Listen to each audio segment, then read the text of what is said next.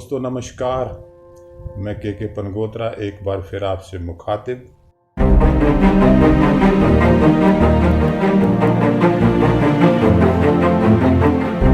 जैसा कि हम सिलसिलेवार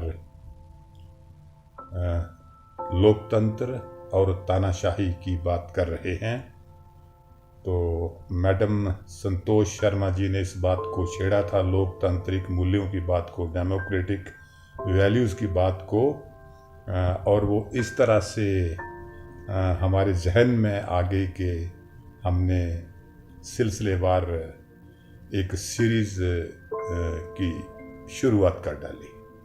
तो आज तीसरी कड़ी है।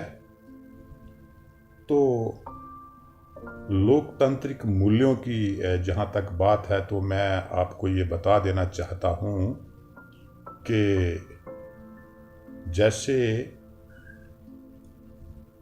अंधेरे के आभास के और एहसास के बगैर रोशनी को समझा नहीं जा सकता, उसी तरह डेमोक्रेटिक वैल्यूज़ को तब तक नहीं समझा जा सकता जब तक हम नॉन डेमोक्रेटिक यानी कि गैर लोकतांत्रिक हरकतों की जानकारी ना रखें।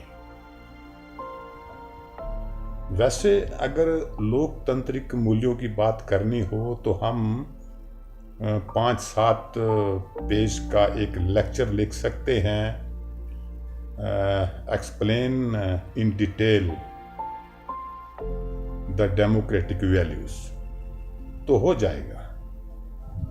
लेकिन अगर गहरे तक आत्मसात करना है तो तानाशाही प्रवृत्तियों का जानना बड़ा जरूरी है, क्योंकि तानाशाह लोग गैर संवैधानिक और अलोकतांत्रिक हरकतें करते हैं। तो आज की कड़ी में मैं आपको एक कहानी सुनाना चाहता हूँ, इटली के तानाशाह मुसोलिनी की। तो बात इस तरह है कि इटली के तानाशाह मुसोलिनी एक बार कहीं जा रहे थे। रास्ते में उनकी गाड़ी खराब हो गई। उन्होंने ड्राइवर से पूछा कि गाड़ी ठीक होने में कितना समय लगेगा, तो ड्राइवर ने कहा लगभग 2 घंटे। तो मुसोलिनी साहब ने सोचा कि चलिए पास वाले सिनेमा हॉल में चलते हैं, वहाँ बैठते हैं और देखते हैं कि जब सिनेमा हॉल के पर्दे पे मेरी तस्वीर आती है तो क्या लोग मेरे नारे जयकारे लगाते हैं या नहीं लगाते। तो मुसोलिनी सिनेमा हॉल के अंदर चले गए, चुपचाप वहाँ जाके बैठ गए, और जब पर्दे पे मुसोलिनी की तस्वीर आई तो सारे लोग उठ के खड़े हो गए और मुसोलिनी साहब के जयकारे गूंजने लगे। तो चूंकि मुसोलिनी साहब खुद हॉल के अंदर थे, सिनेमा घर के अंदर थे, इसलिए वो नहीं उठे। तो उनके पास एक आदमी बैठा था, उन्होंने कंधे से मुसोलिनी को पकड़ा और झंझोड़ा और कहा, अरे भाई उठो उठो। सारे मुसोलिनी के सम्मान में उठ के खड़े हो गए, आप भी उठिए, नहीं तो आप मारे जाओगे, जेल में ठूंसे जाओगे, आपको गद्दार और देशद्रोही करार दिया जाएगा, इसलिए उठो। तो ये बात मुझे ज्योड़िया से जोगिंदर पाल जिंदर साहब ने भेजी है। जैसा कि मैं आपको बताता रहा हूँ कि मेरी जो कड़ियाँ चल रही हैं आजकल सिलसिलेवार तानाशाही के बारे में, तो उन्हें देख के मेरे मित्र मुझे कहानियाँ भेज रहे हैं। मैंने पहले भी आपको ये पिछली कड़ी में भी आपको बताया है। तो दोस्तों, तो उसने कहा उठो भाई उठो, मारे जाओगे, गद्दार और देशद्रोही कहलाओगे। ऐसी प्रवृत्ति तानाशाह लोगों की होती है कि वो अपने नारे जयकारे लगवाते हैं, जबरदस्ती लगवाते हैं। उनके लिए कोई भीड़ अपने दिल से, कोई भीड़ उनके लिए इकट्ठी नहीं होती, बल्कि वो जबरदस्ती भीड़ इकट्ठी करवाते हैं। ऐसी तानाशाह लोगों की प्रवृत्ति होती है। तो दोस्तों, आज की ये कहानी आपको कैसी लगी मुझे आप जरूर बताइएगा। तो चलिए देखते हैं मुसोलिनी का फांसीवादी अंदाज।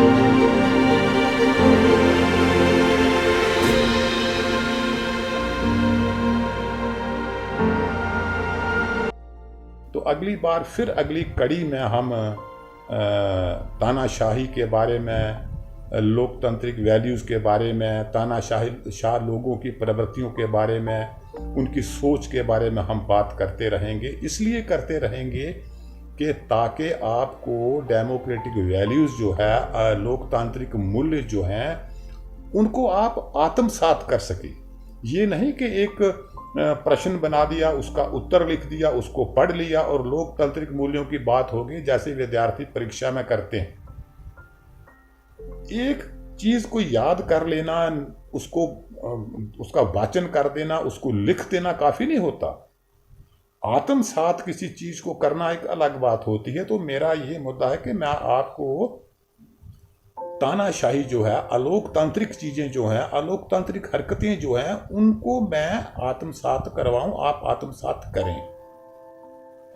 तो अगली बार किसी और कड़ी के साथ, किसी और बात के साथ अगर किसी सज्जन ने मुझे भेज दी तो अगली बार फिर हम बातें करेंगे तानाशाही और लोकतंत्र को लेकर। तो दोस्तों, आज के लिए इतना ही। इजाजत दीजिए के पनगोत्रा को। नमस्कार।